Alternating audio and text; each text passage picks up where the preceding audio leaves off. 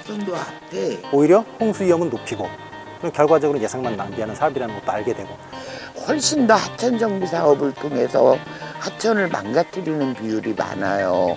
그리고 그걸 임진강에 대해서도 4대강처럼 만들겠다. 홍수 예방도 안 되는데 환경도 파헤치면서 준설을 한다고 하니까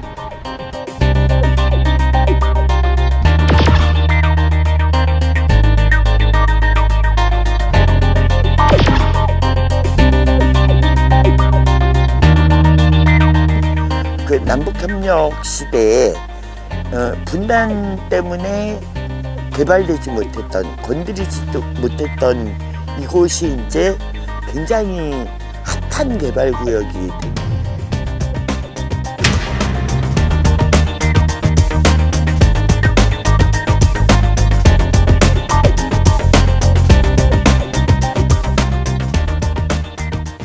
(2012년) 서울지방국토청은 홍수 예방을 이유로 파주시 문산읍 마정리에서 장단면 거곡리에 이르는 임진강 둔치에 하천 정비 사업을 발표했습니다.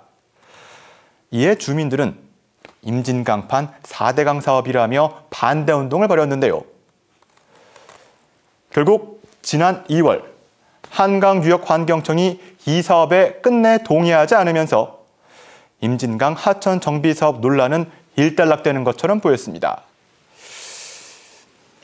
그런데 어떤 이유에선지 임진강을 지키는 지역 주민들은 여전히 불안해하고 있습니다. 이들은 이 사안에 대해서 아직 끝나지 않은 싸움이라고 말합니다. 심층 취재 쌍심지, 이번 시간에는 임진강을 지키기 위한 파주 시민들의 오랜 노력을 들어봤습니다. 임진강 습지 보호가 뜨거운 이슈가 됐던 것은 지난 2012년 서울지방국토관리청은 임진강 거곡, 마정지구의 하천 정비 사업을 추진하겠다고 발표했습니다. 홍수 위험이 큰 지역이기 때문에 예방을 위한 하천 정비가 필요하다는 게 그 이유였습니다.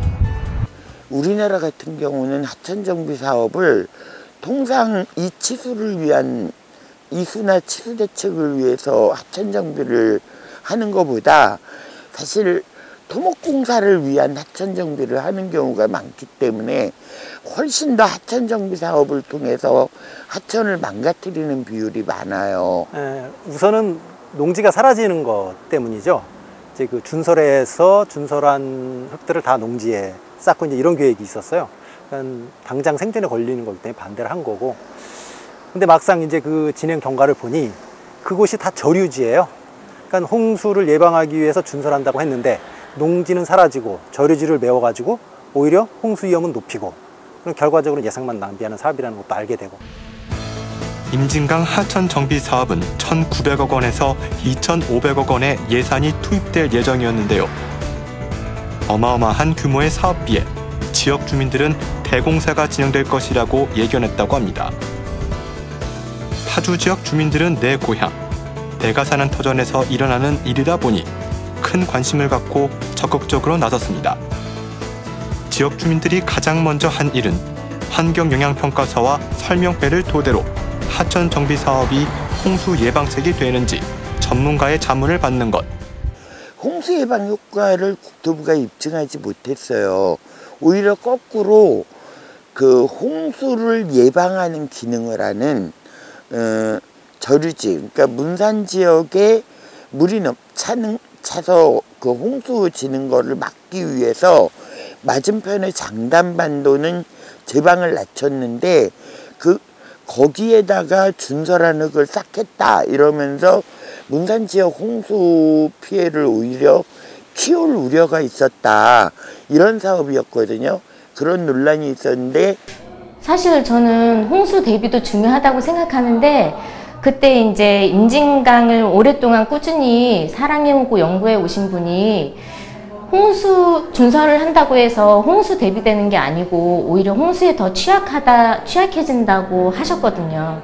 그래서 홍수 예방도 안 되는데 환경도 파헤치면서 준설을 한다고 하니까. 하천 정비 사업은 홍수 예방책이 되지 못한다는 전문가들의 의견과 지역 주민들의 판단에 환경단체가 적극적인 행동에 나섰습니다. 처음에 임진강 준설 한다고 했을 때 4대강 사업이 진행 중이었어요. 그래서 일단 주민들 입장에서는 임진강판 4대강 사업이다 이렇게 이제 활동을 주도적으로 하는 데서 정해준 그 말로 설명을 하면 되게 그러면 안 되지, 준설은 안 되자고 납득을 하셨고요. 또 일단 파주 시민들은 애들을 둔 부모 입장에서는 임진강 유역에서 나오는 쌀이 친환경 급식으로 들어오니까 그 쌀 거기다 광명시 애들도 먹고 있거든요. 그래서 거기 만약 준설하게 되면 우리 애들은 다른 데 쌀을 먹어야 된다 이렇게 얘기를 하면 많이 호응을 해주셨어요. 작은 생협 단체라든지 이런 곳에서는 농사를 지으시는 분들이 많으시거든요. 근데 그분들의 하소연을 또 듣게 되고, 또 아이를 키우는 엄마의 입장에서 저희 아이가 무슨 체험학습이라든지 이런 걸 가게 되면 그 현실을 보게 되니까 아무래도 그냥 눈 감고 있을 수는 없겠다 싶더라고요. 지역 주민들의 적극적인 행동과 많은 사람들이 이 사안에 대해서 관심을 갖고 지켜본 덕분이었을까요? 지난 2월 한강유역환경청이 이 사업을 최종 부동의하면서 하천정비 사업은 일단락됩니다. 그걸 이제 홍수 예방책이라고 하면서 진행을 하니까 환경부에서도 이게 위에서 한탄강댐 군남 홍수조절지를 만들었음에도 불구하고 또 이 사업을 하겠다고 하는 근거를 대라 이랬는데 국토부가 대지를 못했어요. 그래서 부동의를 한 거거든요. 예. 국토부의 임진강 하천 정비 사업이 발표되고 파주 지역 농민과 도시민들은 7년이란 짧지 않은 시간 동안 힘겨운 싸움을 이어오고 있습니다. 임진강을 지키겠다는 일념 때문인데요. 10개가 넘는 시민단체가 참여했고 하천 정비 사업은 홍수 예방책이 될 수 없다는 사실 또한 입증했습니다. 또 임진강 지키기 파주 시민단체를 만들어 지역 주민을 설득하기 위해 거리로 나섰는데요. 이들이 이렇게 행동할 수 있었던 이유, 지역 주민들에게 임진강은 어떤 의미가 있을까요? 길이 272km로 북한의 강원도 법동군 용포리 두류산 남쪽 계곡에서 시작해 휴전선을 지나 연천군, 파주시까지 이어져 있는 임진강. 파주시에 있는 고구려의 진임성을 신라 경덕왕 때 임진으로 바꿨는데 이 명칭을 따서 임진강이라 했다고 합니다. 오두산 통일전망대 앞에 서면 임진강의 아름다운 모습이 눈앞에 펼쳐집니다. 바닷물과 민물이 오고 가는 유일한 강인 임진강은 남북을 통제하는 경계에 있어 다양한 생물들이 서식하고 있는 장소. 공식적으로는 북한도 남한도 유엔도 관할하지 않은 중립지대인데 그러다 보니까 바다와 만나는 하구에 뚝이나 방조제가 없어요. 그래서 하루에 2번씩 밀물과 썰물이 교차가 되는, 그래서 여기 바로 초평도가 있는데 여기도 지금은 썰물이에요. 근데 밀물과 썰물이 하루에 2번씩 바닷물이 올라와요. 그러다 보니까 이런 기수역이 그대로 살아있고, 그게 이제 농사에 꼭 물이 필요하니까 그런 이제 생존의 터전이라는 기능도 있지만, 한편으로는 민통선이 가장 상처받은 땅이지만 환경이 살아있는 곳이잖아요. 농사를 짓기에 가장 좋은 조건이죠.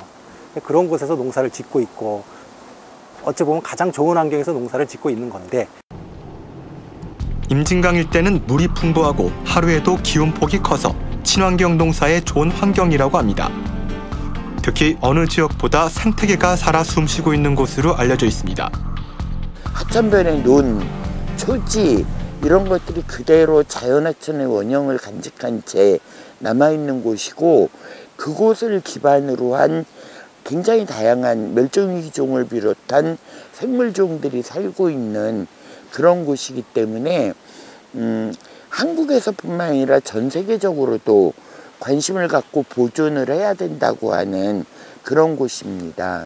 진대도하고 바로 연결돼 있어 비교적 자연 상태 그 모습이 상당히 좋습니다. 2010년에 경기개발연구원과 강한 강원 발전연구원이 공동으로 조사한 결과에 따르면 그 DMZ 1호는 국토의 8.1%에 불과한 면적이지만 그 식물종의 29.6%가 서식하고 있으며 포유류는 36.6%, 그 양서 파충류는 51.2%, 조류는 무려 56.9%가 생육하는 것으로 보고된 바가 있습니다. 제가 이제 옛날 기록도 보고 했는데 옛날 분들이 여기 지나가면서 묘사했던 그 강의 풍경들이 사실 임진강은 지금도 남아 있어요. 어디도 그런 건 없죠. 그러니까 수백 년 역사의 흔적들이 그대로 있는 곳이에요. 정자는 파주에서 서쪽으로 15리 되는 임진강가에 있는데 썰물이 물러가고 갯벌이 드러날 때마다 갈매기들이 모여든다. 강가에 잡초 우거진 벌판은 모래밭으로 꽉 찼다. 9월이 오면 기러기가 찾아든다. 서쪽으로 바다 어귀까지 십니다. 1665년 미수 허목 선생이 쓴 반구정기의 한 부분입니다. 우리나라에서 350여 년 전 모습을 간직하고 있는 곳이 얼마나 될까요? 임진강은 지금도 그 옛날 고즈넉한 분위기를 간직한 곳입니다. 어쩌면 그래서 파주 시민들이 임진강을 지키려는 이유일지도 모릅니다. 임진강을 지키려고 모인 파주시민대책위원회가 가장 먼저 한 일은 농민과 주민들에게 임진강을 제대로 알리는 일이었습니다. 그 임진강 습지에서 나는 쌀이 이 파주 지역하고 과천 지역 친환경 급식쌀로 이제 나가고 있는데, 사실 저도 처음에 그 반대하기 전에 막 여기서 안 하면 다른 지역에도 사실 친환경 쌀은 생산이 되는데 굳이 그 지역에서 안 난다고 우리가 이렇게 불같이 일어나서 해야 되냐라는 생각이 있었어요, 있기는. 농민과 도시민들이 함께 살기 위해서 임진강 습지 보호가 꼭 필요하다는 것을 끊임없이 설명했다고 합니다. 그러니까 여기 지역 쌀은 뭐 수년 동안, 그러니까 수십 년 동안 지어온 농경 단지이기도 하지만 한번 매립이 되면 다시는 그 벼농사를 할 수 있는 지역으로 개간이 되지 않는다 그러더라고요. 그러니까 그 같이 이런 이야기를 나눴던 농부 선생님 중에 한 분이 그냥 한번, 그러니까 다른 물건 같은 거는 바꾸기 쉽지만 땅은 한번 망가지면 다시 회복하기가 너무 오래 걸린다고 그런 이야기를 하시더라고요. 그래서 그런 걸 또 듣고 나니까 그러게 우리가 할 수 있는 일이면 해야 되는데 뭐 안 하고 그냥 가만히 있을 수는 없겠네, 이런 생각이 들었어요. 농민들은 늘 정부 사업에 덮어놓고 찬성만 하던 분이고, 이 농민들이 볼 때는 관계없는 외지인들, 늘 반대만 하던 환경단체, 이분들이 같이 연대해 갖고 이긴 싸움이라 훨씬 더 의미가 있고 가치가 있다고 생각해요. 특히 아이를 키우고 있는 어머니들은 더욱 적극적으로 나설 이유가 있었습니다. 애들을 둔 부모 입장에서는 그 임진강 유역에서 나오는 쌀이 친환경 급식으로 들어오니까 그 쌀, 거기다 광명시 애들도 먹고 있거든요. 그래서 거기 만약 준설하게 되면 우리 애들은 다른 데 쌀을 먹어야 된다, 이렇게 얘기를 하면 많이 호응을 해주셨어요. 그래서 사실은 그 지역에서 나오는 쌀을 그 지역 아이들이 급식으로 먹을 수 있는 지역이 많지는 않잖아요. 저희 아이 같은 경우도 큰아이가 11살이라서 이제 놀고 싶고 궁금한 것들이 많잖아요. 근데 파주에서 가끔 DMZ 지역의 그 벼농사 단지를 들어갈 수 있는 기회가 있어요. 여름이면 그런 캠프들을 하더라고요. 그때 가서 보고 오면 발밑에 닿는 그런 진흙의 느낌이라든지 그 안에 사는 많은 생물들을 보고 와요. 근데 그런 게 제가 아무리 뭐 책으로 그런 걸 전달해 준다고 해도 한번 보고 오면은 남는 게 너무 다르더라고요. 그래서 그런 것들을 경험할 수 있는 가장 좋은 곳이 지켜졌으면 하는 바람. 그래서 임진강 하구를 습지 보호구역으로 지정하자는 움직임도 일어나고 있는 상황입니다. 찬반 논쟁은 여전히 존재하지만 임진강의 모습을 그대로 지키고 싶은 지역 주민들의 마음은 간절합니다. 저는 정말 지정이 됐으면 좋겠어요. 안 그러면 또 준설을 하겠다는 얘기가 또 나올 수 있거든요. 습지보호구역으로 지정이 되면 준설이라는 것 자체를 할 수 없다고 들었기 때문에 습지보호구역으로 지정이 됐으면 좋겠어요. 예전에는 농민들이 소 팔아서 자식 기른다 이런 얘기 있었는데요. 지금은 땅 팔아야 자식 기르는 사회예요. 그러니까 뭔가 이제 보호구역을 만든다 이러면 저도 농사 짓는 사람 입장에서 꺼림칙한 거는 이게 어떻게 보면 마지막 보루인데 땅 팔아서 먹고 살아야 되는데 이런 생각을 하는 거예요. 농사 지어서 먹고 산다는 생각을 못 하는 거죠. 지속성이 없다고 생각하는 거예요. 그러니까 그런 습지보호를 지정한다고 할 때 바로 그 농민들이 그 습지보호구역 안에서 일반 자연이 보호되듯이 농민도 보호될 수 있는 법적인 장치 이런 게 필요하지 않을까 이렇게 생각합니다. 파주시를 비롯한 경기 북부 지역의 경우 그간 개발 대상지에서 소외됐던 곳입니다. 아무래도 북한과 접경 지역이다 보니 무력 충돌 위험이 컸기 때문인데요.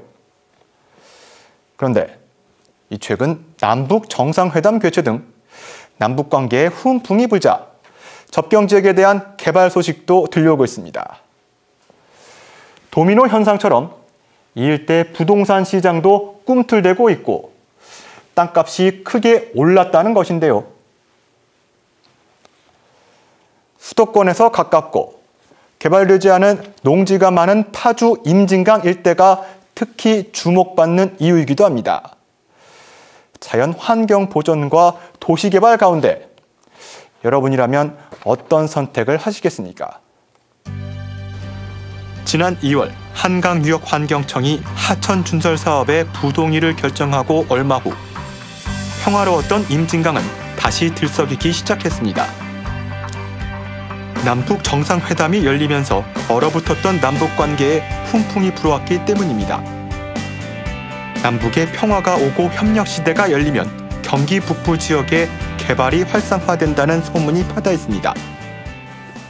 역설적이게도 한반도의 평화는 굉장히 좋은 거지만 이 남북 관계가 남북 협력 시대가 되면서 오히려 이 서부 DMZ, 그러니까 파주 민간인 통제구역과 DMZ 쪽이 개발 위협이 높아졌어요.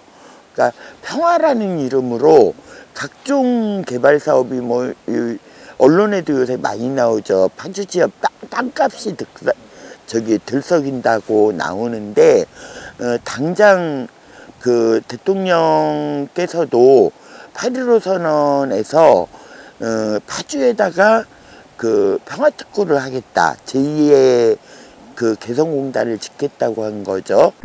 며칠 전에 지뢰 제거 작업도 하고 그래서 굉장히 좀 설레이더라고요. 그러니까 접근할 수 없었던 정말 제가 살아생전 볼 수 있을까 싶었던 지역을 어쩌면 가서 볼 수 있다는 생각을 하니까 좀 떨리기도 하는데, 그러니까 바라는 건 정말 부디 그 모습 그대로 개발이 되고 그 모습 그대로 보존이 되는 건데, 그게 잘 될지는 사실 잘 모르겠어요. 그러니까 저희가 이 임진강 개발에 반대했던 이유도 이게 그대로 유지가 되면서 개발이 된다면 얼마든지 찬성할 수 있는 일인데 그게 아니라 뒤엎고 새로운 판을 짜자 이런 분위기였거든요. 그때만 해도. 근데 지금도 만약에 그런 식으로 개발이 되고 그런 식으로 보존이 된다면 그러니까 좀 반반이 의구심도 사실 있고 기대감도 사실 있고. 그렇다면 지역 농민과 도시민을 살리고 많은 이들의 의견을 수용할 수 있는 방법은 없을까? 가까운 순천만 습지를 보면 저희가 알 수 있습니다. 그 지역의 주민들의 일종의 소득 증대라든지 그 지역의 관광성의 이런 개발이라든지 이런 부분들도 우리가 습지가 잘 보호되고 환경적으로 잘 가치가 있으면 사람들이 거기에 대한 부분들의 가치를 인정하고 경제적 가치도 같이 있기 때문에 그런 부분들에 대해서 우리가 습지를 잘 관리하는 것이 오히려 더 지역 주민들의 훨씬 더 도움이 될 수 있는 방안이 됩니다. 임진강 상류를 관리하고 있는 연천군은 임진강 일원을 유네스코 생물권 보존지역 지정을 추진 중인 상황. 전 세계적으로 뛰어난 생태계를 보유한 지역을 대상으로 해서 유네스코에서 선정한 지역 중에 하나로서 그 생물권 보존 지역도 있고 세계 유산 또 그 세계 지질공원으로 구분됩니다. 그중 그 생물권 보존 지역은 지역사회가 적극적으로 참여하여 생물 다양성을 보존하고 지속 가능한 발전을 추구하는 것을 말합니다. 임진강 및 그 지리는 한탄강, 차탄천 등 그 생태, 문화, 역사적 가치가 높은 그 다양한 자원의 보존과 현명한 활용을 통하여 청정염천 이미지 제고와 그 이를 통해서 그 지역 경제 활성을 도모하기 위하여 추진하게 되었습니다. 관련 전문가는 남북이 함께 임진강을 관리하는 것도 방법이 될 수 있다고 조언합니다. 임진강은 국제 공유하천입니다. 특히 임진강은 대부분의 유역이 북한 쪽에 있기 때문에 3분의 2 이상의 유역이 북한 쪽에 있기 때문에 북한과의 협력이 절대적으로 필요합니다. 최근 임진강에 2001년부터 2016년까지 북한에서 댐이 5개, 우리가 2개, 총 7개가 생긴 아주 전무후무한 지역입니다. 따라서 이 부분들을 협조와 협력을 하지 않으면 하류에 있는 우리는 홍수 때는 훨씬 더 홍수가 더 많이 날 가능성이 있고, 갈수 때 비가 오지 않고 물이 적을 때는 북한에서 물을 먼저 쓰기 때문에 훨씬 물이 적게 내려올 수 있는 그런 이중고를 겪을 수 있습니다.